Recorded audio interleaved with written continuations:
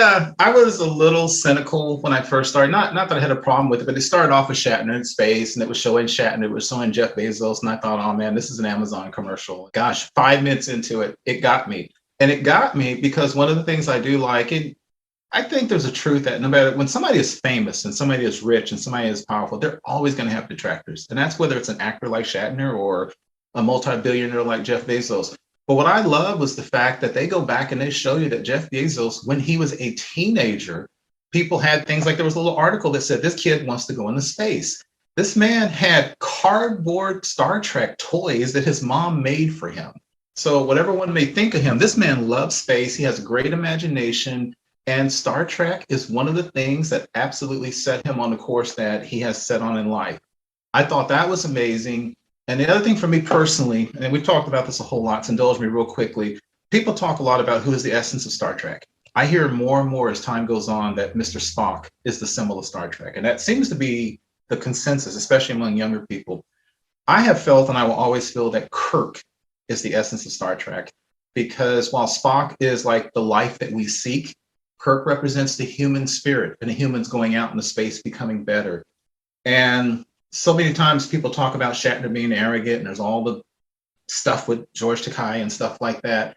But what I thought was really interesting in this show, and I didn't expect, is I saw William Shatner who was introspective. I saw a simple joy in him. I saw a philosophical bit, and I kind of wasn't expecting that. It was just a 90-year-old man who'd never been into space who really was like, I want to be wowed by the wonder. And that got me. That's why I really loved watching that episode. Yeah, and when it was announced that Shatner was going into space, I mean, there's two ways it could have gone the way it went, but also he could have come back and been doing, Red Bull commercials in a rocket ship. You know what I mean? Like, yeah, I thought that he was great. Even from when we watched it originally, when it happened, he seemed to be profoundly moved by the experience. And I thought they did a good job of, I liked seeing more of the context of that in this. And I was a kid that made a lot of cardboard toys when I was a kid. I mean, at one point I had cardboard Spock ears that I would tape to my head, so that did get me too. When Jeff Bezos broke out his old cardboards tricorder and things. What's funny is Shatner is 100% aware of his position, because he said at one point, every person around this project was inspired by, well, he said him, but by Star Trek.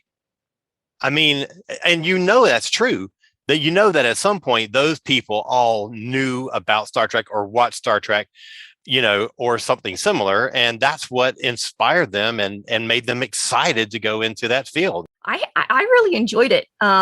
After everything you hear about Bezos, actually getting to see him and see his journey, definitely put him in a different light. Because all the times they're just like, oh, this guy runs Amazon and he created Amazon and he's the bad guy and he doesn't want to do anything. But no, he wants to do everything. Then that's why. That's why he does what he does, so he can do everything. Yeah, there is still a lot to criticize about Bezos.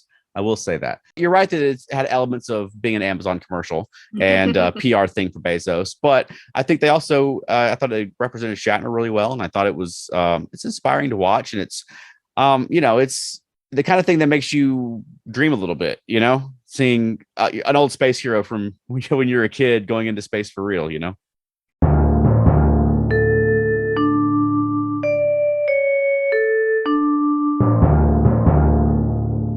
Did your mother keep your cardboard ears? No chance. She didn't keep my real toys.